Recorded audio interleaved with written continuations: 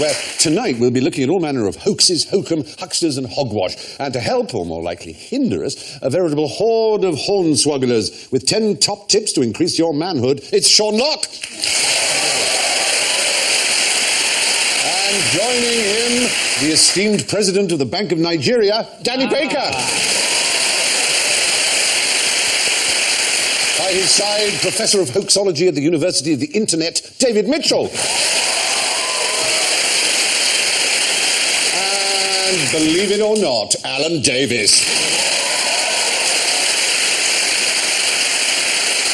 Now, in keeping with our theme tonight, one of our buzzers is a hoax.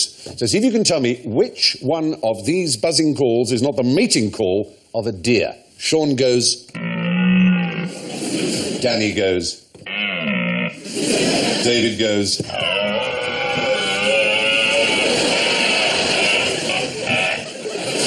And Alan goes. Hello, dear. Now, starting as we mean to go on, we've actually hidden... Is it Alan's? Yes. I thought it was Danny's. I was going to say Danny's right up to the... Right at that last moment. Now listen, you've got hoax cards here, little jokers to play, because in keeping with the theme, there will be one question which is a hoax. Thank you. And you play your hoax card and you get extra points. If you play it and it isn't a hoax, you lose points. But don't have your hoax cards unspent at the end of the game. What happens? Well, I'm not going to tell you. But it may be more than once. You could possibly know. I don't think this format point's been worked out in enough detail. No. Deciding whether you can play them more. No, you can't. No, you can't. I was just thinking of being generous, just and then like I realised it was foolish. For the pilot of Who Wants to Be a Millionaire, did somebody go, and if we get one wrong, that's okay? Yeah, that's okay, yeah. Oh, hang on. How many lives do we get? Yeah. Can you just do that, or do you have to say something? You can say, I think that's a hoax, yeah. Right. You have to say something. You can't just go, I did that, you didn't see it. No. I did it when I You have to make it manifest. Oh, God, I had no idea this whole thing would be so complicated. What about you? But I'm going to just do it on the first question, then none of us can lose out. We all do it on the first question. We all do it on that. We all lose points, and then it's just done. Yeah. We don't have to worry about it and spend the rest of the show going, guys, use my hoax card. What do you reckon, guys? You in for that? We're all going to say yes, but we're all going to not really do it. Yeah, it's game theory, I might writ use large. it, but when I'm using it, it might be a hoax. Yeah. Oh, no. You can see I've made a terrible rod for my own back here. Yeah. Well, anyway, let's see what happens. There's some characters behind me, shifty-looking characters. What were they up to last night? This isn't a hoax. They were all definitely up to something last night. Thank God we didn't do that. Yeah. Were they cottaging? They were cottaging. Sean Locke. They were all out cottaging. It was a really tough night's cottaging. I think, God, we need a pint after that. They were brewing. They were up all night making a picnic table. Before you get too insulting, they're in the studio tonight. I just thought... They were winning the Mr. Handsome contest. That's more like it. Were they harming horses? You know when they harm horses, like slash horses? No. But It was a nighttime covert activity like slashing goats. horses. They were slashing goats. No, let's assume we wouldn't invite into the studio. Were they? Yes, I suppose so, yeah. Were they pretending to be gas men and thereby stealing the property of aged people? No. If I told you that this was in Wiltshire, would that help? Cathedral stealing. Grave robbing. Grave robbing's always at... Well, they drew something rude. In the summer. On Stonehenge. They drew something rude on Stonehenge. Crop circle. Oh, Alan, well done. Crop circles. Absolutely right. There they are. The equipment needed for crop circling, a plank with rope, but what was the crop circle? We commissioned them. A QI symbol. A QI crop circle, and they did it for us, and it's rather impressive. Because QI is run by it. aliens. Would you like to see it? Would you like to see it? I certainly would. Well, let's have it. We actually went to the expense of having a travelling aerial shot. Oh. What do you think of that? Yeah. We did. That's real. That's like the Led Zeppelin cover. Oh, you fail, I'm afraid it was. The extraordinary thing is that almost within half an hour of it being completed and the dawn rising, we were contacted by people. Someone wanted to know, they said, is it real or is it man-made? The answer is... I asked that about sandwiches all the time. But it's a rather marvellous example of a breed of phenomenon that has that's been going since when? Is the farmer, Since the 80s. here tonight? We have recompensed the farmer. It doesn't actually do much damage. How many mice were frightened in the making? We can't tell how many mice were I'll bet frightened. this is older than we suspect. It's actually very recent. Is it? It is really, yeah. 80s? Well, 70s it began, and it got more and more refined. There was a man Like called... Pizza Express. There were a couple called... Yeah. There's a fellow called Doug Power and Dave Chorley, and they admitted that they'd been responsible for almost all the crop circles. They used to be on the news every summer. There'd be aerial shots, and there were people who called themselves seriologists who genuinely believed that these were the work of people from outer space or from magnetic forces from ley lines or all kinds of nonsense. They'd do things like they'd do a crop circle and then they'd leave a couple of scorch marks or something. Yes. The engine... Engine blasted off back into overnight. We've got... Where are our three here? Put your hand. There, look, is that John? John Lundberg. Yeah, There you are. There's John. Can you tell me how you did yours without giving away too many trade secrets? What's the most technological item you need? We need something called a stalk stomper, which is a plank of wood and a loop of rope that you put under your foot to flatten the crop. And to actually mark out the design, you use a surveyor's tape. So it's very, very kind of simple techniques and very simple tools. What about your spaceship? What spaceship? I'm saving up for one, but the fee I got for this, it's going to take a while. So, how many do you do a year in the season? We don't say how many we make, but we've made hundreds over the years that we've been doing it. And do people... Are there still those who refuse to believe that it's all hoaxers like you? Absolutely. Well, they've been ringing your production office, haven't they? Yeah, that's right. Are there people who've ever thought that graffiti on, like, train lines was done by aliens? That's logical. Well, the lines in the Nazca Desert, which Very good point. The Nazca lines. The Nazca lines, which they say can only be seen from space, which is not true. There they go. No, we can see it from here. The great... The great Froel von Daniken, who wrote Chariots of the Gods and all those books in the early 70s, he said there were runways for ancient spacecraft, is what he said. And as Carl Sagan said, hang on, these people come millions of light years across the universe, and they need runways? What, are they in B-52s? What do they need runways for? I've been there. What's extraordinary about that place is one of the driest places on the planet, in southern Peru, just above the Atacama Desert. And because of this man, Daniken, people came from far and wide on motorbikes, and they churned the place up.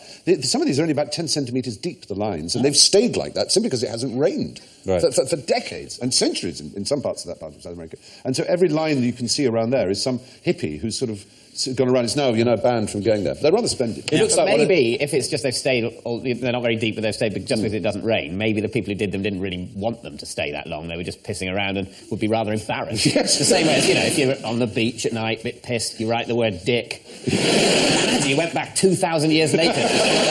You'd be mortified. People were sort of worshipping it. That's absolutely right. John Lundberg, thank you very much indeed. Thank you. There you are. I think the States, where it's quite popular too, not as popular as here, but the second biggest crop in the States is marijuana, after corn. Really? Yeah, in America. In certain states in America, there are huge areas of it. It's very difficult to know what to do with it, how to get rid of it. Sorry? The cauliflower is in decline. Is it? I like cauliflower. I love cauliflower. If you wanted to please me, Anna, one day, make me a cauliflower cheese and I'd be a happy person. Very well. Thank you. It's gone down from 33,000 acres to 28,000 acres in Britain. Very good. Has there been a decline in demand for cauliflower? Yeah. People are stupid. They are stupid. It's a lovely vegetable. Yeah. They don't know how to cook it, you see. They just think it doesn't taste anything because they boil it and then it doesn't taste anything. Also, if you break off a little bit of cauliflower and look at it, floret. it looks a floret. It looks like a tiny albino tree. It does. I so agree. And if you're on a low-carb diet, you can mash it. And it's a very good substitute for mash. I like to do it. I like to do it. I like to do it in a bin with loads of other rubbish. And it all piles up round there, and then you leave it out, and the magical men take it away in a van. Because I've never opened the fridge and gone, oh, brilliant, there's a cauliflower in there. I've always gone, oh, Christ, there's a cauliflower in there. We're going to have to cook it. There's always the bin. That's how I react to a rat. Yeah. Oh, Christ, we're going to have to cook it. I do like it, but it's a pain. Right. Pain in the neck, isn't I don't think I've ever seen how it grows. Is it the centre of the plant or something? You want a cauliflower? You are an urban boy. Can we have one conversation rather than three? I get to cook it it twice, though. You have to cook it twice. No, you don't. Cauliflower, you can't just cook it. You have to cook it twice. You have to cook it, boil it, and then you put it in another dish and cook it again with the sauce. It's a nightmare. It's like such a demanding vegetable. Just want so much. It's all about time. I want to spend time with you before you eat it. Well, thank you, Nigella. Anyway, yes, far from being proof of a more intelligent life form, crop circles can be made using a plank of wood, some rope, a hat sometimes, a couple of coat hangers, that kind of thing. But conversely, would you believe that they put a man on the moon? Who? These guys? NASA. Oh, NASA. Yes, yeah, I believe that. You believe that? Yeah, I believe it. Yes, you believe it. Good, that's all. That's sort of all at the end of the question, really. But you probably know that quite a lot of people don't believe it. No. Yeah, but, well, I sort of believe one thing. Yeah. Which is I kind of believe that they might have done some mocked-up fake photographs. Really, why? Because I was showing someone convinced me of it. Yeah. But I was talking about the angle of light and the shadows on the moon and all that. But then I did an advert with Patrick Moore, and I said, "So, Patrick, did they land on the moon?" And he looked so annoyed with me. Yeah. He explained to me how he had helped map the moon for NASA, and he'd spent years on the project, and the landing site was partly his idea. And if I ever spoke to him again, he was going to be sick in my eyes. They are rather tight. If he'd spoken to Buzz Aldrin, he might have punched you. I was going to say... Buzz Aldrin punched someone because he just got so tired of these conspiracy arses. I think it was a television documentary about... But there have been several, of course. Look at this photo. This couldn't possibly have been taken on the moon. This is obviously taken in a studio. You're getting me started now because one gets very sort of strange about this. But there are a lot of conspiracies. 6% of Americans believe that man didn't land on the moon, but 25% of Britons believe that they didn't. So it's a quarter of our nation. I'm not convinced, apparently. That's so depressing. Isn't it? It is. The flag, it's one of the thing I read... the flag is another thing, it's yes. the flag, and yeah, but there it is. Well, obviously they've starched the flag because they wanted to get a good photograph of it. They've stiffened the flag. No, they haven't stiffened it. That's the point. The fact it's rumpled. There's no breath of wind out there, obviously, because you're in space, which is, as it were, a vacuum. But what there is movement. If you impart movement to something, it doesn't stop moving for a long time because there's no resistance against it. So they unpacked it, unfurled it, put it down, and it moved back and forth. People said, breeze. Ha-ha. As if, A, they would be stupid enough to fake it and allow the tape that had the breeze in it to go out. But also, if you went to the moon, the least you'd expect is a flag moved a bit strangely. I mean, you expect it to make the soup dragon. You think, OK, it's not there. The flag moves a bit strangely. I can go with that. Yeah. Why isn't one of them holding up a camera? Because you can see him reflected, the one taking the picture's reflected in the visor of the one, and he's not holding up a camera like that, you see. But that's because they didn't, in the visors, put a camera up in front of their visor. They were mounted. You couldn't really actually imagine them getting a camera out, click, like that. winding it on. I want to say, though, in defence of the people who suspect that there may be something afoot, the track record of the American government in terms of deceiving its population isn't great. But if you were a little bit Alan, dubious, I wouldn't blame you. 400,000 people are employed on this thing, plus the 12 astronauts. And it may be that the Americans have a bad record on doing covert things, but they have an even worse record on getting found out. The president can't keep a secret of where his penis is. Do you seriously think that they would somehow... look at Clinton there. If they can't even keep a secret of banging an intern in the White House... Well, no, because in the old days, she would have just disappeared. Yes. But she didn't. We know what Kennedy got up to. The fact is... I'll tell you one thing. I think NASA killed Michael Jackson. That's a fact. Right. I do. I believe they killed him because he died last summer, He died in about July last year. He died the same week. It was the anniversary of the initial moon landing of the first moonwalk, right? Oh. They resent the fact that anytime anyone puts moonwalk into Google or anything, it comes up with him sliding backwards with a hat on, and not the billions they spent going up to do a moonwalk. They hated that and they killed him. And I believe that's a fact. I don't think People have gone around the world now. I don't think NASA would have get organised to kill him, but I think it might have been Buzz. Yeah. Because he's clearly a very angry man. Buzz Aldrin He's gone to the moon. It was pointless. People don't believe he went there. It was pointless. So of course he's going to kill someone. I'd like to go to the moon. You would like? Oh, yeah. I'd like to do that. Yeah. Two of the other things, just in case people are saying, but you haven't mentioned the clincher. One was the idea that below the lunar module that landed, there was no crater or sense of disturbed dust. The fact is, the engine's cut off and it hovered down and it very, very quickly landed. And unlike in science fiction films, it doesn't send out spears of flame as it descends. That just didn't happen. So, because it was designed by, human brains and geniuses, and not a lot of people sitting tapping away at the internet who've got to go up to work in the morning. Yeah, Who do you trust here? We are in trouble as a species if people refuse to believe in things that they couldn't actually do themselves. So true.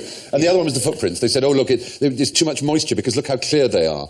Only a sort of caked mud could do that, but actually you could do that with flour. The fact is it's just very fine ground, and it makes, and there's, of course, it's a vacuum again, it coheres. And the other thing with the mirrors that Apollo 12 astronauts put on the moon, which are now used for bouncing lasers off, for detecting, for example, how far the moon is getting away from us. And you can make incredibly accurate measurements because of mirrors on the surface of the moon. And perhaps to me the clinching one is that America's enemy at the time in the space race was the Soviet Union. And not once did they make a suggestion that they thought America hadn't done it. They never said, no, we know this was a hoax. Yeah. The fact is, for every ill-conceived argument that the moon landings were a hoax, there's a perfectly logical explanation to put our minds at rest. Now, for something a little closer to home, how would you make your house the most famous house in Britain? Oh, that's easy. Yep. You murder lots and lots of people, dismember them, and bury them in the garden. You marry the Queen. You marry the Queen, yes, and you say, you're not living there in those, no love, you're not living in those palaces anymore. You're living in 3 Ironside Crescent, yes. Carlisle. Yes. Yeah. Those would work. Yep, those would work. Some sort of spectacular suicide? I suppose, actually, the murdering people would work better, which I think is sad. But this is a bet. Balloons? Is it like in the film Up? You just tie loads of balloons and your house goes... Oh, that would be sweet. That would. This was a bet that took place in 1810 between Samuel Beazley and Theodore Hook. That Hook couldn't make any house he chose the most famous residence in London in 1 week. He had a week in which to do it, but in fact he prepared over the week, but it all happened in one day. Yeah?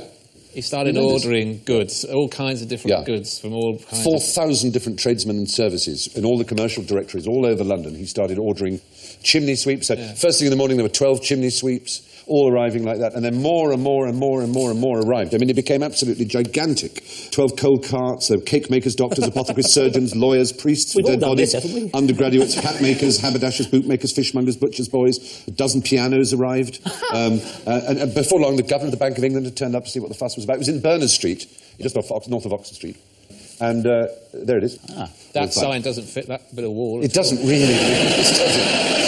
And yet, I suppose if they put it the way it would, you'd have to read it in portrait rather than needed to go back to the drawing board with that one. I think you're right. Got it all wrong. Or just chill out about the whole thing. I could have folded it round, mate. That'd be nice. Is it a bit like, so the equivalent is like going on the internet and ordering the lot? Yes, exactly. I love everything. Exactly, basically. And the poor woman whose name was Mrs. Tottenham was just besieged. I mean, so it wasn't his house. He didn't live there. No, he chose it. He just chose this house. That was the point of the bet. I can make that house, 54 Berners Street, the most famous house in London. They used to have great bets, didn't they, in the 19th century? Yeah. People don't make bets like that anymore. I mean, in the Regency period when this happened, in the early 19th century, and particularly in the clubs, Brooks's and White's Club in St James's, staggering bets. £3,000 bet between Lord Alvaney and a friend of his, on which Raindrop would get to the bottom of the... and £3,000 in those days was... I mean, it's almost impossible to imagine. You could have a servant for £10 a year. Yeah. Well, you know, so I mean, £3,000 is an estate. This is a country house with thousands of acres. It's just... This is how bored people were before television. Basically. Theodore Hook betted a man called Beazley that he could make 54 Berners Street the most famous house in London. What conclusion did the great biologist Stephen Jay Gould draw from a lifetime study of fish? Oh. Yeah. They haven't got any legs. Is that his lifetime study? Yeah. Well, no, it wasn't his lifetime study of a fish. Yeah. After a while, they smell. He's a bit thick, and he just stared over it. They haven't got any legs. Starfish don't have brains. It's the kind of Louis Walsh of the aquatic world. They really don't have brains, they're starfish. And they're not really fish, are they, starfish, to be honest? Well, the word fish is in there, which kind of qualifies them, I think. Is a starfish a fish? Is a jellyfish a fish? Well, yeah, cuttlefish a fish? Yes, but the starfish. Crayfish is a lobster. There's a division, isn't there, in the world, whether it should be down to sort of experts in biology, whether things are fish, or whether it should be down to menus. Yes. Certainly, for example, a crayfish comes under fish in a menu. He looks like he's reading the sell-by date on that. He does. Stephen Jay Gould was very great. He's dead now. He's very great. He won a Nobel Prize. He was a paleontologist and an extraordinary biologist. And he came to a conclusion which is... They can feel no love. No, that there is no such thing as a fish. A fish has no biological meaning. There is just... Well, that's so I'm absolutely right. Go with menus. On a menu it does. In a menu, a fish is not the same as shellfish or seafood, is it? It often comes in the same bit and separate from pudding. Things that live in the sea. Fish and a pudding are different. How can something not be something? Something can't be not something, can it? If you've created a something, then something has to be that something, otherwise you haven't created a something. So it has to be a fish. if there is the idea of a fish in the first I place. swear there's a philosophy Slow down, Plato. There's some sort of ontological argument going there, and of course to us that we use the word fish. But biologically speaking, a salmon is more related to, say, a camel than it is to a hagfish. Like, there are lots of things that fly, like a bumblebee flies, a vulture flies, and there are flying lizards. They're not all birds. No. But we call things that swim in the sea fish, and actually, biologically, evolutionarily, they have absolutely nothing to do with each other at all. So his life's they're work. more closely related to us than to each other. A friend of mine claims to be allergic to all seafood and fish. Right, Is that possible? Freshwater as well as seawater. Yeah, so everything from a prawn via plankton to a trout is a no-go area, he says, and I think he's just fussy. Some people say, oh no, I'm terribly allergic to shellfish, and then they order scallops. Because they don't know it's shellfish. They eat it and they're fine. Yeah. Nobody ever says they're allergic to starters, do they? What do elasmo branches taste like? It's basically sharks and things like that are elasmo branch, and rays, manta rays and things like that are elasmo branch. Rays can be very tasty. Oh, yeah. Skates. Skates, lovely. All skate wing with black butter and capers. Stop it at once. After a lifetime study of fish, biologist Stephen Jay Gould concluded that there's no such thing as a fish. And while we're at it, and under the sea, how many fish are there in this photograph? Well, it's going to be a trick question, by the way. You set that up. Well, given that there's no such thing as fish...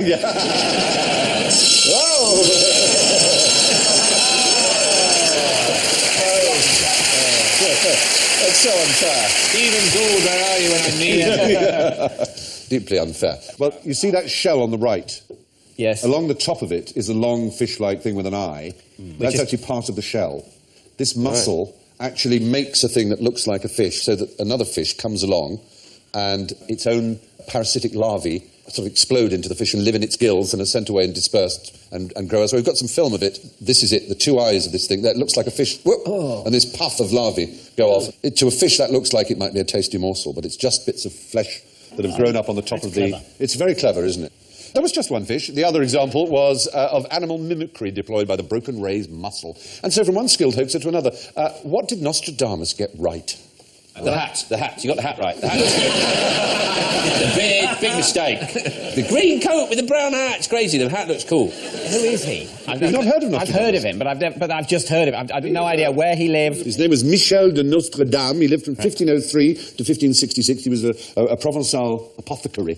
And he did many things, but including writing these hundreds of quatrains, these four-line verses. Were these deliberately obtuse? So like David, I'm aware of it, the headlines on it, but why were they so obscure? Well, he was a mystic, and I suppose who knows, he got drugged up and he just wrote down a four-line verse of whatever he saw. He was a chemist. Well, he was an apothecary, a chemist, exactly. So he could have had access to all kinds of crazy hoods. Exactly. But, so he published a book of essentially gibberish. Yes. And a lot of idiots. Because even the people now who sort of said, oh, that predicts the Hitler or that predicts the 9/11, even people would think, well, actually, if you bought that in 1530, that's not good value for money because all the things it's predicting won't happen for ages. And so what it is then is nonsense. But in fact, it's only ever any use to predict something just after the thing's happened. Yes, because then people go, wow, yeah. But one thing he did do that is genuine, and this was the question, is he did a fantastic recipe for cherry jam. Because he read other books, and one of the books he read about was about jams. And his cherry jam recipe, we are assured today, is still as good as it ever was. Really? So that is the thing Nostradamus did that is provably, demonstrably, and repeatably true. He also made aphrodisiac jams made of sparrows' brains and all that sort of thing. But generally speaking, his cherry jam is something he got right. I might make some jam. Yeah. Why not? No, you need fruit, sugar, and sugar. Pectin. No, I'm not going to make nice jam. Oh, I see. Fair enough. What sort of jam are you going to make? Horrible jam. Oh, there could be a market in that. Cinnamon sticks. Sean's horrible jam. Sean's horrible jam. You don't know what I put in this stuff. It's up to you. It's lottery jam, I call it. Bingo. Sean's bingo jam. It's one jar in every 100. It's amazing. The rest of the time, it's instant vomit as soon as you open it.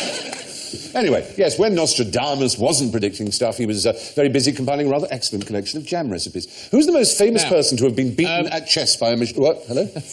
What Do you think that's a massive hoax? Yeah, hoax. Oh! You're wrong. It was entirely true. David's got yours left. No, I did mine now. No.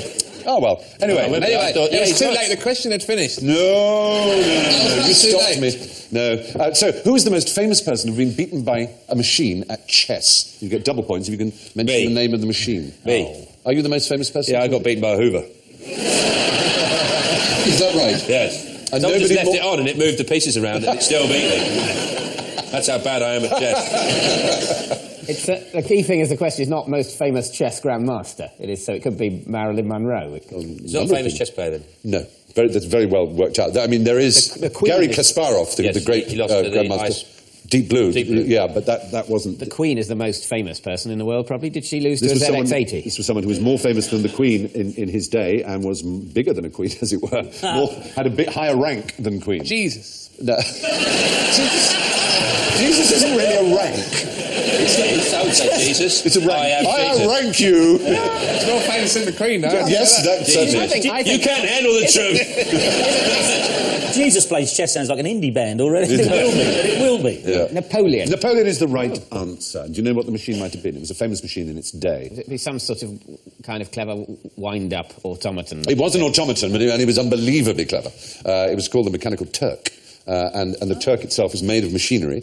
And you would open the doors, rather like a magician showing a trick to show that it was empty. Though, in fact, there would be a man inside who was a chess master. He would manipulate the machinery such as to make the Turk actually pick up and move the pieces. So it was a genuinely astonishing piece of machinery that unfortunately burned in a fire in 1854. But Napoleon, who rather fancied himself at chess, and of course, being emperor, I dare say nobody ever rather dared beat him. So he was extremely annoyed to be beaten in 19 moves by this machine. Right. So, yeah. And many others were beaten. You might like to know Benjamin Franklin, who was in Paris at the time as ambassador to the newly formed United States. Yeah, he lost as well. What was the deal with it? They were unaware that there was a grandmaster inside. Yeah. Oh, okay. They generally thought it was a machine. Charles Babbage also played it, and he was beaten by it, and he's the father of computing to many people who invented the difference engine. This Maybe, if he'd known there was a man inside, he would never have invented the difference engine. Exactly.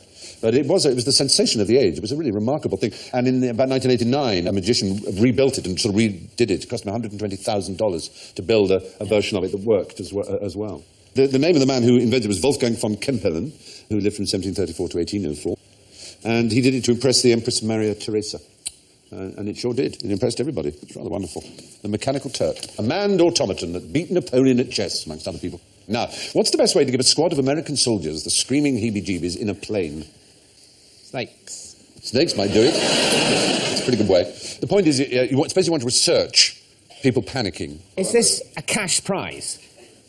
Is that it? It could be. Well, because when they were trying to test, how can we test the evacuation procedure? Yeah. So they'd get people in a plane and turn the lights off and do some fake smoke, but it's obviously not crashing. And so now everyone evacuates and it happens in a very orderly way. When this actually happens under, situation of real jeopardy, it's a massive fight and loads of people die. So in order to properly, fake the conditions of jeopardy, right. they say, OK, the first one that gets out gets $20,000, and then suddenly everyone's panicking and screaming, and it's like there's a real... Actually, that would work brilliant, but because they're soldiers, you don't have to do that. Because they're soldiers, basically, you can just do what you like with them.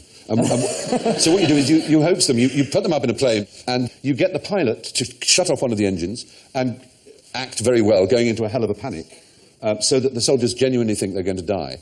And then you give them forms to fill in, because what you're interested in is how human beings respond under extreme stress. The forms are basically who do you want to leave your money to? Fill in these forms. You've got like sort of 20 seconds, and you won't be surprised to learn that people are crap under those conditions. And they just write drivel, and they're no use at all. What was the point of doing this? I don't see anyone's learned anything from that experiment. It just seems to be unnecessarily cruel. You learn how people respond under genuine stress. I know you may say... they panic and they shit themselves. I think I'm going to play my Joker about that. Oh, no. So sorry. But Jarvis's jam is about that. I don't know why experiments remind me of, elbow licking, humans licking their elbow. Yeah. Can a human lick their own elbow? No, can't be done. Oh, hello. That's interesting. Okay. Because you got some points a few times ago when you were here saying... that the very first show. It was actually the very first show. Did you know that it's impossible for a human being to lick their elbow? We have someone in the audience. Would you like to put your hand up? Who can lick their elbow? Put your hand up if you can lick your elbow. There you are. Yeah. Now, what's your name? Selena. Selena. Yeah. Selena is now going to, I'm afraid, have some points deducted from you, Danny Baker, by licking her elbow. That's a human being, not some kind of freak. As you can see, she's a charming human being. Let's have a look. That is a woman licking an elbow. There you go. You can see that, ladies and gentlemen. everyone. Brilliantly done. Is there a reason for this? Can you do both together? Is there a reason for it? You've always been able to do it, or just you dropped as a child or something? Yeah, you can just do it. Yeah. I'd have it looked into it. It's not right. It does mean we will have to deduct some points from you. Oh, well, on the repeats, I look forward to that on Dave. Before it starts, the following programme has an erroneous score. We like to get these things right. In 1962, the US Army devised a series of experiments that put the fear of God into soldiers to test their form-filling skills under stress. But enough hoaxes. It's time for some real general ignorance. So, fingers on buzzers, if you please. Are there hoaxes in How can you tell? general ignorance? No. There's no, with the joke No. We've None missed whatever. the hoax, haven't we? We missed it. We missed it. You will find out. How can you tell if someone is lying? Hello, dear. They get sweaty palms, the pulse starts racing, they get heartbeat goes faster, the sphincter, if you clench up your sphincter... Let's just suppose that you haven't got a finger on their sphincter and that you aren't holding their hand. Yeah. What they've said turns out not to be true. Yeah. Yay! That's how you can tell they have lied. That doesn't work either. It might be that they thought it was true, and they were just idiots. Yeah. And it only tells you they have lied. It doesn't tell you they are lying. How about if they begin the sentence with, the Liberal Democrats have a lot in common with us. Very good. Hello, dear. They work for the state. Oh, is there a bitterness behind that? No, it's just an observation. Is it something physical? It is, but tactile. Is it the point is thing? you can't touch them. And I fear klaxons.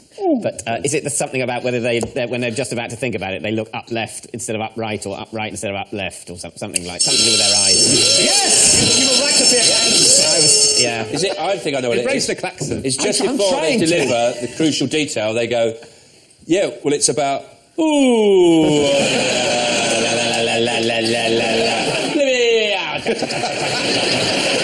About 10, I reckon. I mean... Sean, you are more right than David by a long way. The point is, it's very hard to see if someone's lying. There's nothing in the body language, nothing in the face, nothing in the eyes, nothing in the nose touches, all those things that people think are to do with it. It's all to do with what they're saying and how they're speaking. It appears to be. Is this why it's easier? They say it's easier to tell if someone's lying on the phone than if Yes, it's face to face. exactly so. They tested over 20,000 subjects, showing them videos of people telling the truth and lying. They found that people perform no better than chance. Not only that, so-called experts, polygraph operators, police investigators, judges and psychiatrists, returned the same result.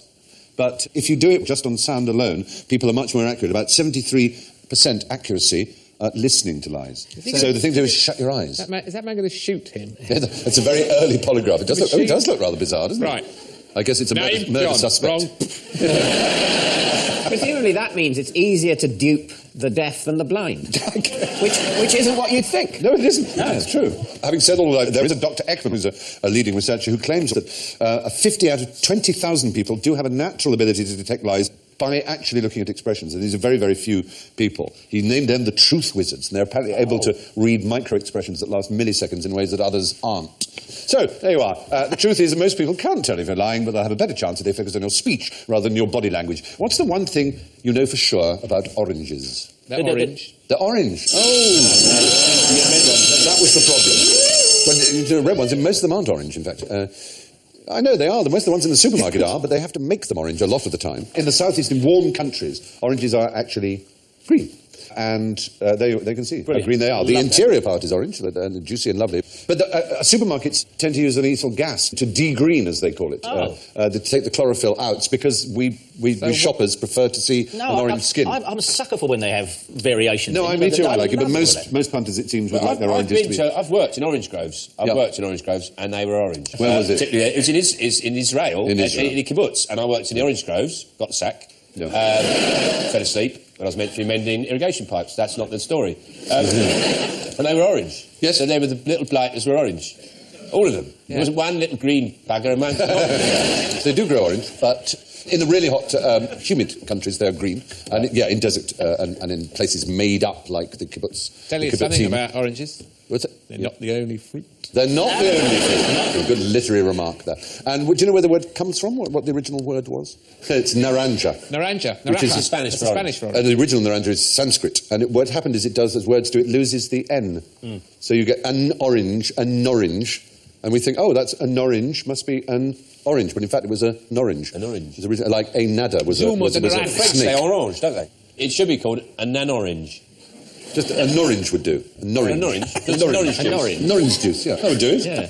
Well done. So, is it apple? Should be called an apple? No, it doesn't work with apple. It works with something. An apron, for example. An impair? It was an apron. No, that's silly. But it works with a nada. A nada has now become an adder, but it was originally a nadra. Nada, right. Nadra. And an eek name, your eek name, a nickname became a nickname, but it was originally an eek name. Yeah. What's an eek? What, like? It became a nickname. Right. A nickname is a name you give someone that isn't their real name. Like someone might call you. What was it called before? Eek name. What does that mean? An eek name. Where does that come from? That's not a fruit. No. Right. Oh man. Heaven help us all. Oranges are not necessarily orange, and there's a good case for saying that they started out as greens. What do swimming pools smell of? Children. Probably true. Yep. Well, the answer, I suspect you're looking for... Oh, dear! It's chlorine. Oh! Which they will do if you put chlorine in them. No, you don't smell the chlorine. In fact, if there is that smell that we don't like, the way to get rid of it is to add chlorine. Chlorine reacting with the child's urine. Yeah. But the fact is that chloramines are formed by sweat and urine and fecal matter and all kinds of other horrible things in swimming pools added to chlorine. And the way to get rid of them is to add chlorine. So before I get to the business of making up your scores, I should tell you that not one of you managed correctly to identify the hoax, because the idea of the hoax was itself a hoax. There was no hoax.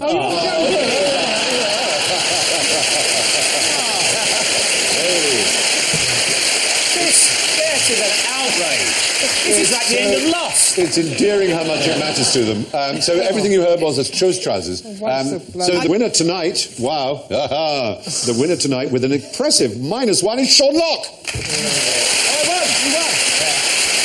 And This discredited show. second with an improbable -13 is David Mitchell.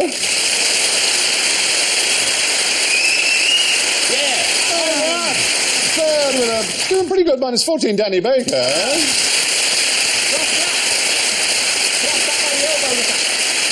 And last with a surprisingly convincing -38, Alan Davis.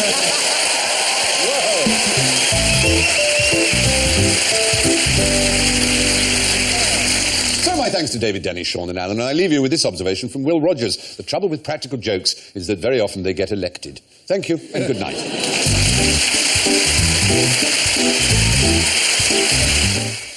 And there's more QI on Friday at 8:30. Now don't miss our coverage of the Ryder Cup here on BBC HD tonight from midnight. That's after the comedy continues next with Live at the Apollo.